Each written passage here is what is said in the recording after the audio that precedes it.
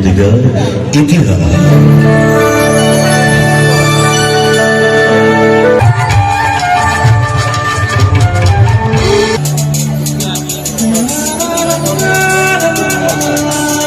বিয়া ঘৰত ঘৰ মাখত পৰিবি হ'বই আৰু 2-3 মানৰ পাছতে বিয়া।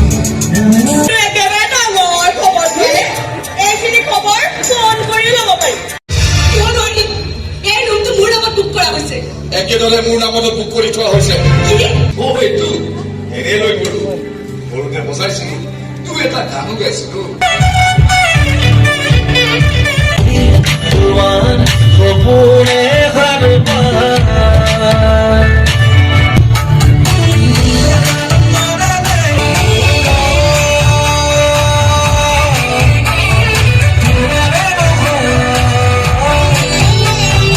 দেশৰ কাৰণে দহৰ কাৰণে আমাৰ খানদানে বহুত বলিদান দি গৈছে। কি বলিদান দিছিল?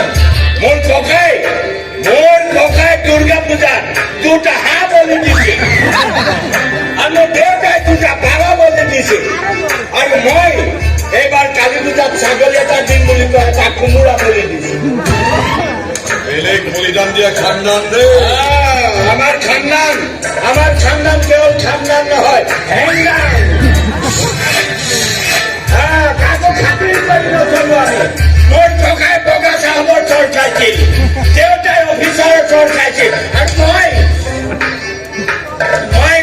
মই বহুবাৰ পুলিচৰ চৰ খাইছো।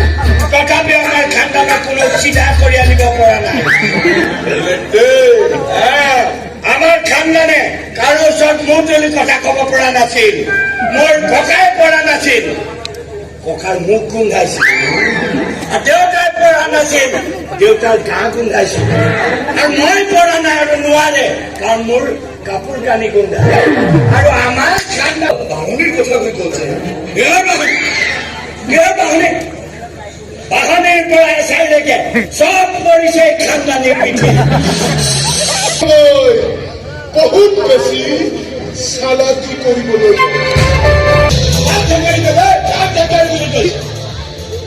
এটা সময়ত এইখন গুৱাহাটীত আমাৰ খানদানে ৰাজত্ব কৰিছিল।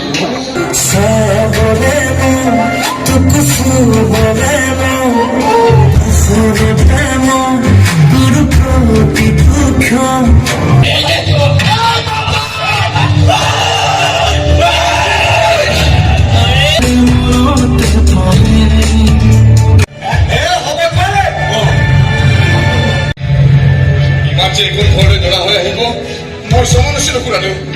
জনা হলে হয়তো মই কেতিয়াও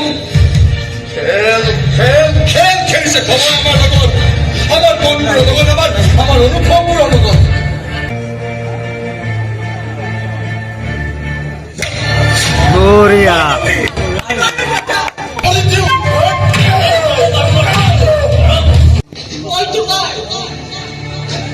কেবল